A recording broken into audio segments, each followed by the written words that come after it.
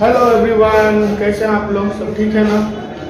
मैं हूं ओम प्रकाश और मेरा यूट्यूब चैनल है डिजिटल फिजिक्स और हम आपको पढ़ा रहे हैं 12th का क्रैश कोर्स। इस क्रैश कोर्स का दूसरा लेक्चर है, तो आप देखते हैं दूसरा लेक्चर में क्या पढ़ा है। लेक्चर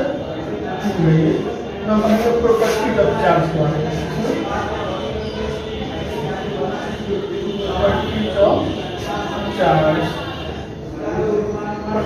चार्ज ठीक है। पहला प्रॉपर्टीज क्या है इसका? Charge is a scalar quantity. Charge is a scalar quantity. क्या टू टाइप्स ऑफ चार्ज होता है? There are two types of charge और there are two kinds of charge. There are kinds of charge.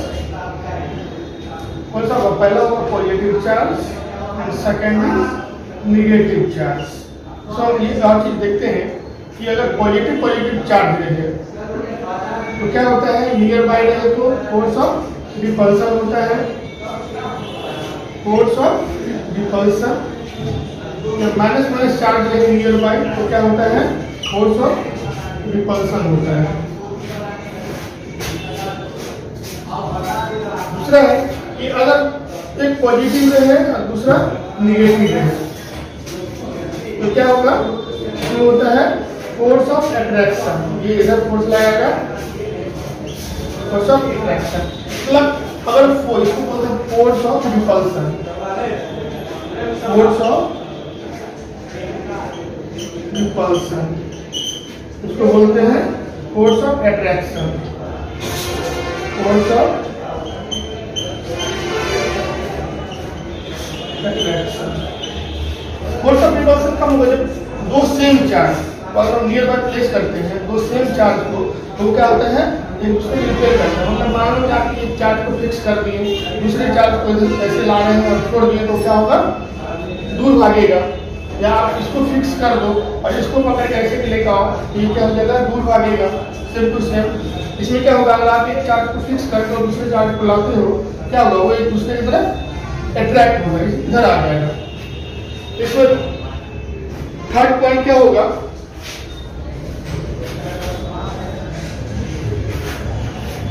Like charge always repel each other. Like plus same charge always repel each other. And fourth point होगा इसका unlike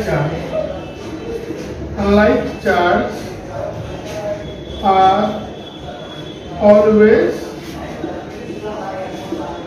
attract each other. तो दो same charge है always repel होगा. दो अगर charge क्या है? अनलाइक है, मतलब सेम नहीं है. पॉजिटिव नेगेटिव तो क्या होगा? वो अट्रैक्ट होगा.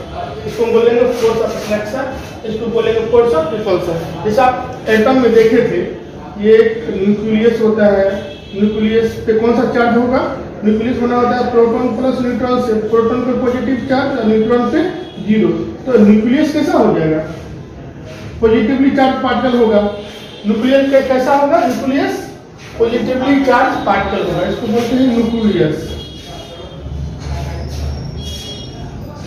न्यूक्लियस बोलते हैं इसको. नेगेटिवली पे किस से बना होता है? प्रोटॉन और न्यूट्रॉन से. प्रोटॉन पे पॉजिटिव चार्ज, न्यूट्रॉन पे जीरो चार्ज. तो न्यूक्लियस पे कौन सा चार्ज? पॉजिटिव चार्ज होगा. और उस न्यूक्लियस के चारों ओर क्या होता है? इलेक्ट्रॉन मूव करके रहता है भाई. ठीक है ना? तो मान लो आप एक इलेक्ट्रॉन है जो उसके चारों ओर मूव कर रहा है. ये पॉजिटिव चार्ज है न्यूक्लियस पे. इससे कौन सा चार्ज है? नेगेटिव. तो दोनों में क्या होगा? Force of attraction. दोनों एक दूसरे को अट्रैक्ट किया रहता है, इसलिए वो चारों तरफ घूमता है. नहीं तो क्या होता? भाग जाता है ना. क्या होगा? Force of attraction. यानी इलेक्ट्रॉन और प्रोटॉन में कौन सा फोर्स होगा? फोर्स ऑफ अट्रैक्शन होगा. ठीक है. तो इसको लिखाओ फटाफट लिख के. लिख लिया आप लोग।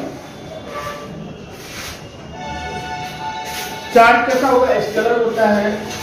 टू टाइप का चार्ज होता है, एक पॉजिटिव और एक निगेटिव, है ना। अगर पॉजिटिव पॉजिटिव रहे या निगेटिव नेगेटिव रहे तो फोर्स ऑफ रिपल्सन होगा। अगर पॉजिटिव पॉजिटिव दूसरा नेगेटिव रहेगा तो क्या होगा, फोर्स ऑफ अट्रैक्शन होगा। जैसे हम बोल सकते हैं इसको, like charge always repel each other. जब दो लाइक चार्ज होगा, दो सेम चार्ज होगा तो ऑलवेज क्या होगा, रिपेल होगा, मतलब फोर्स ऑफ रिपल्सन होगा इसमें। अगर अनलाइक चार्ज है दो तो क्या, unlike charge are always attract each other. जैसे आप एटम्स पढ़ रहे हैं, एटम्स पे कौन सा होगा, एटम एक न्यूक्लियस होता है, न्यूक्लियस पे कौन सा चार्ज होगा, पॉजिटिव, और इलेक्ट्रॉन पे नेगेटिव चार्ज होता है ना। तो क्या होता है, इलेक्ट्रॉन इसके चारों रिवॉल्व करते रहता है। इसके बीच में कौन सा फोर्स होगा, फोर्स ऑफ अट्रैक्शन होगा। ये कौन सा फोर्स होगा, फोर्स ऑफ अट्रैक्शन, है ना, फोर्स ऑफ अट्रैक्शन होगा।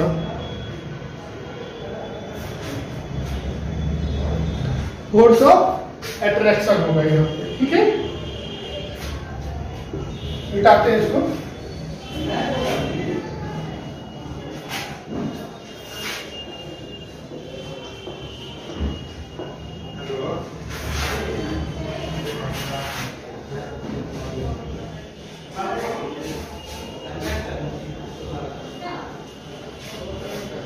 आप समझते हैं कि अगर कोई आइसोलेटेड एटम का, कौन सा एटम होगा, आइसोलेटेड एटम। आइसोलेटेड एटम मतलब इस एटम को दुनियादारी से कोई मतलब नहीं है, वो पूरा अकेले है, उस पर कुछ भी फोर्स इन्फ्लुएंस नहीं हो रहा है, कुछ भी चार्ज इन्फ्लुएंस नहीं हो रहा है। मान लेते हैं कि आपका एक कोई एटम है, क्या है, एटम ए है। एटम में क्या क्या होता है, पहला चीज होता है इलेक्ट्रॉन, दूसरा होता है प्रोटॉन, और तीसरा होता है न्यूट्रॉन। एटम इलेक्ट्रॉन, प्रोटॉन और न्यूट्रॉन से बना होता है, और प्रोटॉन और न्यूट्रॉन मिलकर क्या बनाता है, न्यूक्लियस। न्यूक्लियस बनाता है, ठीक है। अपन पढ़ते हैं कि इलेक्ट्रॉन पे कौन सा चार्ज होता है, निगेटिव, प्रोटॉन पे पॉजिटिव चार्ज होता है, और न्यूट्रॉन पे जीरो चार्ज होता है ना। Electron is for example negatively charged particle, proton is positively charged particle, and neutron is neutral, ठीक है ना। अपन पढ़े थे इलेक्ट्रॉन क्या होता है, क्या होता है इलेक्ट्रॉन, नेगेटिवली चार्ज पार्टिकल होता है, उसपे चार्ज क्या हो जाएगा, परीक्षण पढ़ सकते हैं ना, charge on one electron is equal to minus e, है ना, is equal to minus 1.6 into 10 के power minus 19 coulomb. Charge on one proton is equal to plus e equal to plus 1.6 into 10 के पावर माइनस 19 कूलम। देखो charge on proton जो है उसको plus ई है, plus charge है, और चार्ज ऑन इलेक्ट्रॉन पे कैसा है, नेगेटिव चार्ज है कि नहीं है, एक पॉजिटिव और एक नेगेटिव है। Charge on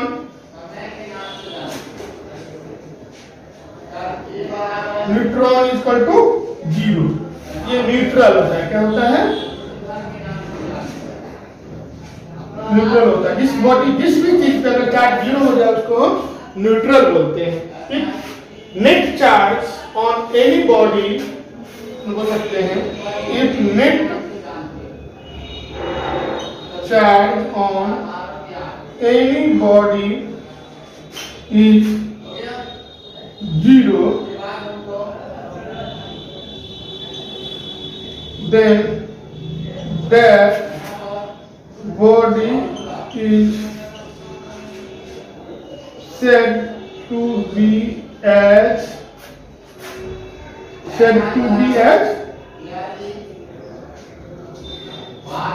neutral. कैसा न्यूट्रल होता है वो। और किसी भी बॉडी पे अगर चार्ज जीरो हो जाए तो हम इसको क्या बोलते हैं, न्यूट्रल हो जाए, है ना। और अगर ये आइसोलेटेड एटम है, आइसोलेटेड एटम है ये, तो क्या आता है, आइसोलेटेड एटम का एक प्रॉपर्टी होता है number of electron and number of proton must be equal. क्या होना चाहिए आइसोलेटेड एटम का प्रॉपर्टीज में कि number of electron and number of proton must be equal. मान लो इस एटम पे 10 इलेक्ट्रॉन है, मान लेते हैं इस इलेक्ट्रॉन पे 10 इलेक्ट्रॉन है तो 10 प्रोटॉन भी होगा। मतलब क्या हो जाएगा, electron number of electron equal to number of proton equal to मान लेते हैं 10, 10 इलेक्ट्रॉन भी और 10 प्रोटॉन भी हो गए। ठीक है ना, ये एटम का प्रॉपर्टीज है कि अगर आइसोलेटेड एटम है तो उसके number of electron and number of proton बराबर होगा। ठीक है, तो net charge on isolated atom क्या होगा, क्या हो जाएगा भाई, net charge on isolated atom. Net charge on isolated atom क्या हो जाएगा, net charge due to electron, charge due to electron plus charge due to proton plus charge due to neutron. वही होगा ना, तीन वो पार्टिकल है, इलेक्ट्रॉन है, प्रोटॉन है और न्यूट्रॉन है, तो टोटल चार्ज इलेक्ट्रॉन पे कितना होगा प्लस टोटल चार्ज प्रोटॉन पे कितना होगा प्लस टोटल चार्ज न्यूट्रॉन पे कितना होगा। अगर तीनों को सम कर देंगे तो नेट चार्ज हमको निकल जाएगा। तो अब मेरे पास कितना है, 10 इलेक्ट्रॉन है तो क्या लिखेंगे 10 इंटू माइनस ई, 10 प्रोटॉन है भाई, है ना, तो 10 इंटू ई प्लस न्यूट्रॉन पे तो 0 होता है। अपन देखते हैं minus 10 E plus 10 E plus 0 तो क्या हो जाएगा 0। मतलब आइसोलेटेड एटम पे कितना चार्ज होता है 0। अपन बोल सकते हैं isolated atom is electrically neutral. क्या बोल सकते हैं, isolated atom is electrically neutral बोल सकते हैं। इसमें क्या बोलते हैं अपन पढ़ेंगे, पहले आइसोलेटेड एटम पढ़ेंगे। सबसे पहले एटम पढ़े, एटम 3 चीज से बना होता है, इलेक्ट्रॉन, प्रोटॉन और न्यूट्रॉन से। इलेक्ट्रॉन पे नेगेटिव चार्ज होता है, प्रोटॉन पे पॉजिटिव चार्ज होता है, न्यूट्रॉन पे 0 होता है। प्रोटॉन और न्यूट्रॉन बनके न्यूक्लियस बनाता है, न्यूक्लियस पे कौन सा चार्ज हो जाएगा, पॉजिटिव चार्ज हो जाएगा ना। इस पॉजिटिव हम यहाँ बना लें कि अगर ये नेगेटिव न्यूक्लियस है, पॉजिटिवली चार्ज है, कौन सा चार्ज है इस पे, पॉजिटिवली चार्ज है, तो इसके चारों ओर इलेक्ट्रॉन मूव करते रहता है ना। देख पा रहे हैं अपन, ऐसे इलेक्ट्रॉन पे नेगेटिव चार्ज होता है तो इसमें कैसा फोर्स होगा, कौन सा अट्रैक्शन होगा। अगर ये आइसोलेटेड एटम है तो number of electrons number of protons इसका इक्वल होगा। आपको पता है कि चार्ज और एक इलेक्ट्रॉन क्या हो जाता है 1 e होता है, माइनस e हो जाएगा, ये कितना चार्ज हो जाएगा, चार्ज और प्रोटॉन पता है प्लस e, चार्ज और न्यूट्रॉन 0 होता है। अगर किसी भी बॉडी पर चार्ज 0 हो जाए तो हम इसको बोलते हैं इलेक्ट्रिकली न्यूट्रल। यहाँ अगर हमको पता निकालना है कि net charge on isolated atom क्या होगा, तो हम मान लिए यहाँ पे 10 इलेक्ट्रॉन है, आइसोलेटेड है तो number of electron number of proton बराबर होगा। तो अपन बोल सकते हैं यहाँ से कि नेट चार्ज क्या हो जाएगा, charge due to electron plus charge due to proton plus charge due to neutron. ठीक है, या अपन बोल सकते हैं 10 इलेक्ट्रॉन है तो 10 इंटू माइनस ई, 10 प्रोटॉन है तो 10 इंटू ई, ठीक है, प्लस 0 तो 0 हो जाएगा। तो अपन बोल सकते हैं किसी भी बॉडी पर चार्ज 0 होता है, चाहे वो एटम है या बॉडी हो या आयन हो, व्हाटएवर, क्या बोलेंगे वो इलेक्ट्रिकली न्यूट्रल है। चलिए आप फटाफट इसको उतारिए, पढ़ते हैं हम लोग एक्सेस चार्ज। एक्सेस चार्ज क्या होता है, एक्स्ट्रा चार्ज इसको बोलते हैं। ठीक है, उतारिए, हटाता हूं।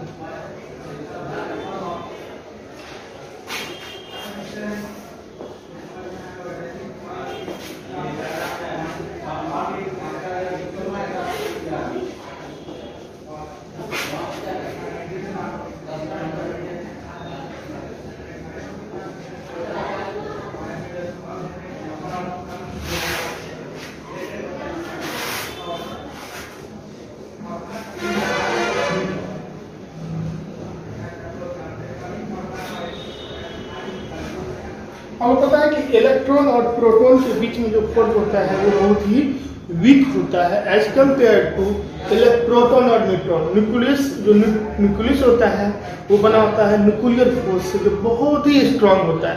उस फोर्स को तोड़ने के लिए तो बहुत ज़्यादा एनर्जी की आवश्यकता होगा, और इलेक्ट्रॉन और प्रोटॉन के बीच में जो फोर्स होता है वो बहुत ही वीक होता है। उसको ब्रेक करने के लिए हमको क्या चाहिए? बहुत ही कम एनर्जी। अगर हमको प्रोटॉन को ब्रेक करना है तो बहुत ज़्यादा एनर्जी चाहिए, उतना एनर्जी देंगे तो इलेक्ट्रॉन ही सब ब्रेक हो जाएगा।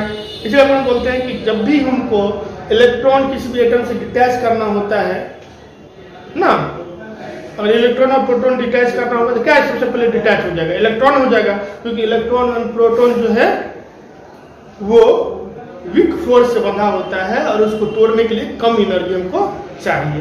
तो ऑलवेज हम लोग क्या करते हैं? इलेक्ट्रॉन ही डिटैच करते हैं, प्रोटॉन डिटैच हो ही नहीं पाएगा। जब तक होगा तब तक पूरा इलेक्ट्रॉन ही डिटैच हो जाएगा, ठीक है। क्योंकि न्यूक्लियस किससे बना होता है? प्रोटॉन और न्यूट्रॉन से, और उस पर न्यूक्लियर फोर्स होता है जो बहुत ही स्ट्रांग होता है, ठीक है। तो मान लेते हैं अपन पढ़ते हैं access charge. Access charge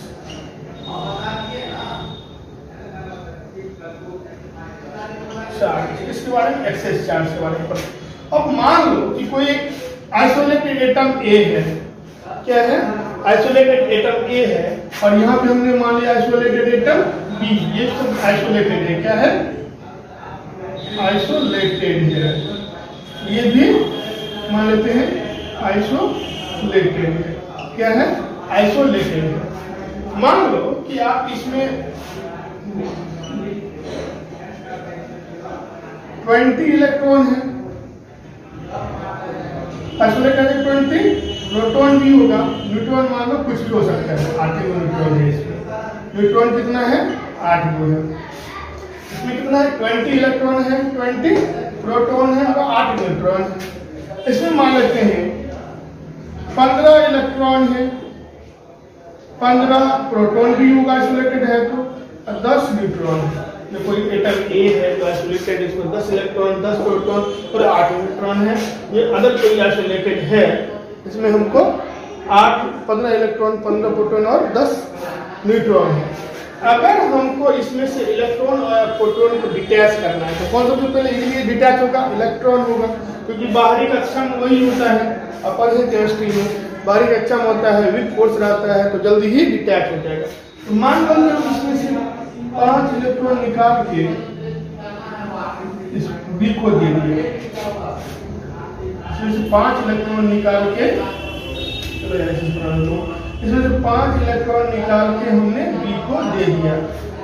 B क्या कर रहा है? बी इलेक्ट्रॉन को गेन कर रहा है और ए इलेक्ट्रॉन को लूज कर रहा है। मान लेते हमने 5 इलेक्ट्रॉन को ट्रांसफर कर दिया ए टू बी में, ठीक है। अब इस पे कितना इलेक्ट्रॉन रहा? पहले कितना था, अब कितना आ रहा है इस पे? अब बचा 9। अब कितना बचा इस पे? 15 इलेक्ट्रॉन बच गया, 20 प्रोटॉन बच गया और 8 न्यूट्रॉन बच गया। भाई अब यहाँ पे कितना हो गया? 5 इलेक्ट्रॉन किसने गेन किया है? क्या है ना, 5 इलेक्ट्रॉन गेन किया, इसके पास एक्स्ट्रा आ गया है, तो इससे कितना हो जाएगा? 20 इलेक्ट्रॉन, 15 प्रोटॉन और 10 न्यूट्रॉन, ठीक है। अब इसमें से ए में से 5 इलेक्ट्रॉन को बी को दे दिया, ए में तो इलेक्ट्रॉन कम हो जाएगा तो कुछ 15 ही बचेगा, प्रोटॉन में कोई चेंज नहीं आएगा, 20 ही बचेगा, और न्यूट्रॉन जो है 8 ही बचेगा। ये 5 इलेक्ट्रॉन क्या किया है? गेन किया है, ठीक है ना। यहाँ पे अपन लिख सकते हैं बी गेन 5 इलेक्ट्रॉन, और यहाँ पे लिख सकते हैं ए लूज 5 इलेक्ट्रॉन को लूज किया है ना। ए लूज किया 5 इलेक्ट्रॉन और बी गेन किया 5 इलेक्ट्रॉन का। ये गेन करेगा कितना? जब 15 5 20, 15 15 रहेगा इतना। अब बताओ हमको कि एक्स्ट्रा 15 इलेक्ट्रॉन 15 प्रोटॉन मिलके तो बॉन्ड बना लेगा, है ना। तो कितना एक्स्ट्रा इलेक्ट्रॉन बचा? एक्स्ट्रा प्रोटॉन जो बचा वो 5 एक्स्ट्रा प्रोटॉन हो गया। इसमें क्या हो जाएगा? 5 एक्स्ट्रा प्रोटॉन हो गया। इसमें एक्स्ट्रा प्रोटॉन कितना हो गया? 5। और इसके एक्स्ट्रा इलेक्ट्रॉन जो है, एक्स्ट्रा इलेक्ट्रॉन कितना हो जाएगा यहाँ पे? 5। मतलब ए पे इस एटम में एक्स्ट्रा 5 इलेक्ट्रॉन ज्यादा हो रहा है और इसमें 5 प्रोटॉन ज्यादा हो रहा है और इसमें 5 इलेक्ट्रॉन ज्यादा हो रहा है। अपन बोलते हैं कि एक्सेस चार्ज कितना होगा? एक्सेस चार्ज कितना हो जाएगा? +5e, क्योंकि प्रोटॉन है तो इस पे आ जाएगा। और इस पे एक्सेस चार्ज कितना हो जाएगा? एक्सेस चार्ज कितना हो जाएगा? -5e हो जाएगा, नहीं हो जाएगा? तो प्रोटॉन है तो उस पे +5e होगा, इलेक्ट्रॉन है तो -5e होगा। तब हम बोलते हैं कि जब इलेक्ट्रॉन कोई लूज करता है तो वो एटम नहीं बन के आयन हो जाता है। हम इसको लिखते हैं +5e, ठीक है ना? क्या बोलते हैं? +5e। इसको बोलते हैं हम पॉजिटिवली चार्ज आयन। क्या लिखते हैं? पॉजिटिवली चार्ज आयन्स हो गया। ये इस पे कितना पॉजिटिव चार्ज हो गया? +5। मतलब ये एटम जो है 5 इलेक्ट्रॉन को लूज किया है। क्या किया है? लूज किया है, इसलिए इस पे 5 इलेक्ट्रॉन चार्ज आ गए, 5e चार्ज आ गए हैं। ये जो एटम बी है वो क्या किया है भाई? 5 इतना चार्ज को गेन किया है ना? ये कैसा आयन हो जाएगा?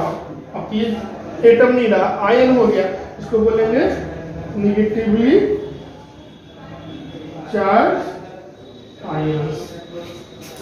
अपन बोलेंगे ये -5 है, मतलब ये 5 इलेक्ट्रॉन को गेन किया है, ये 5 इलेक्ट्रॉन को लूज किया है, ठीक है?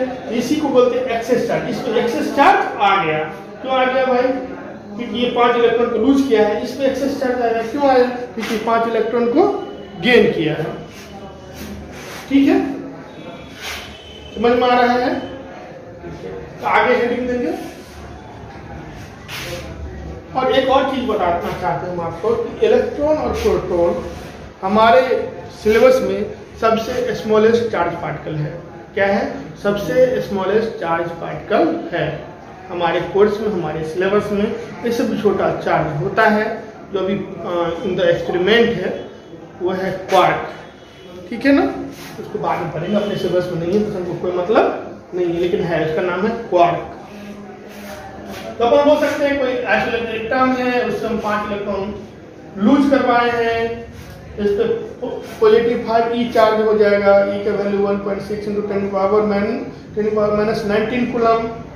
इसको बोलेंगे पॉजिटिव चार्ज आयन, तो ये इलेक्ट्रॉन को लूज किया है। ये 5 इलेक्ट्रॉन भी गेन किया है, तो ये हो जाएगा पॉजिटिवली नेगेटिवली चार्ज आयन। और इस पे चार्ज जाएगा -5 × 1.6 × 10⁻⁻19 कूलम, ठीक है? तो अपन पढ़ते हैं क्वांटाइजेशन ऑफ चार्ज। क्या पढ़ते हैं? Quantization of charge. Quantization of charge लिखो। प्रॉपर्टी जब नेक्स्ट प्रॉपर्टी जो है जो भी होगा 6 नंबर से आगे हो, क्या है? Quantization of charge. Quantization of charge. Quantization मतलब क्या होता है कि अगर हमको नेट चार्ज जो है किसी भी बॉडी पे नेट चार्ज जो है वो इंटीजरल मल्टीपल ऑफ ई होता है, यही बोलता है इंटीजरल multiple of E.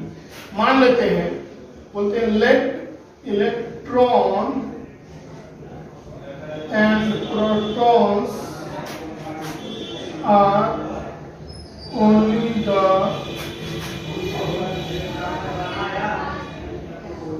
smallest charge particle in the universe.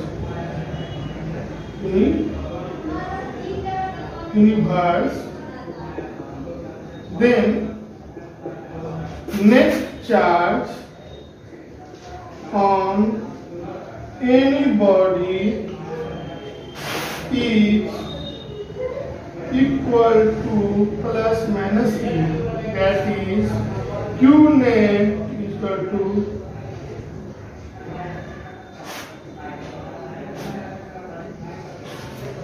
Q net charge on everybody is equal to integral multiple of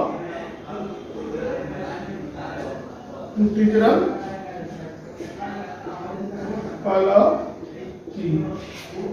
Integral multiple of T. Q net is equal to plus minus n E। यहाँ पर n क्या है भाई? Integer है। क्या है? Integer है। ठीक है। मान लो आपको कोई एक एटम है या बॉडी है, कुछ भी हो, मान लो कोई एक बॉडी है या एटम है जी, मान लो उसमें मान लो कि n1 इलेक्ट्रॉन है, n2 प्रोटॉन है। न्यूट्रॉन का थोड़ा चार्ज जीरो होता नहीं है, कोई टेंशन नहीं है। तो नेट चार्ज क्या आ जाएगा? Q net is equal to n1 into minus e plus n2 into e. बन सकते हैं यहाँ पे n2 माइनस n1 इंटू ई। आपको पता है कि charge is always, number of charge always integer होता है, तो फ्रैक्शनल में पॉसिबल नहीं है ना। तो अपन क्या बोल सकते हैं, यही तो है ना अपना प्लस माइनस n ई, जहाँ पर n इक्वल टू इंटीजर होगा, है ना। अपन बोल सकते हैं Q इक्वल टू n ई। तो हमारा आपको तीसरा है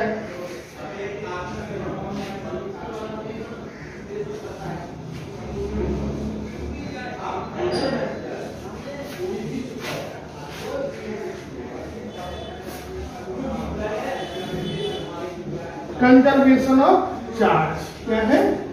कंजर्वेशन ऑफ चार्ज। आपको पता है इसका कंजर्वेशन ऑफ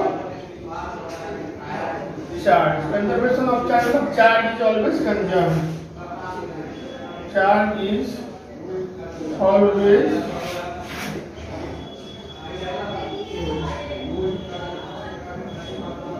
कंजर्व, मतलब उसको क्षति होती है, हम नहीं कर सकते हैं। नेट चार्ज है ना, net charge is always conserve. मतलब मान लेते हैं कि एक आइसोलेटेड बॉडी है, ठीक है ना, उसमें 3 चार्ज पार्टिकल है, ठीक है, ए बी सी। मान लेते इस पे 5 प्लस 5 कूलम चार्ज है, इस पे माइनस 2 कूलम चार्ज है, इस पे प्लस 1 कूलम चार्ज है। नेट चार्ज क्या हो जाएगा? नेट क्या हो जाएगा? 5 plus 1 minus 2 equal to 4 coulomb. मान लो कि कुछ टाइम ये T1 टाइम पे था, कुछ टाइम बाद T2 टाइम के बाद ए पे हो गया प्लस 4 कूलम चार्ज,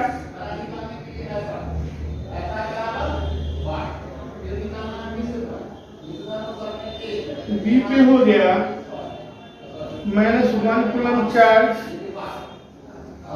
इस पे हो गया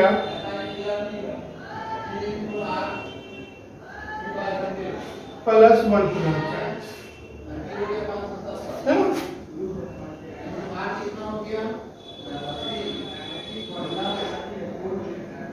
तब नेट चार्ज कितना हो गया यहाँ पे? Q नेट यहाँ पे कितना हो गया? 4, 1 5 में से 1 गया 6, है कि नहीं?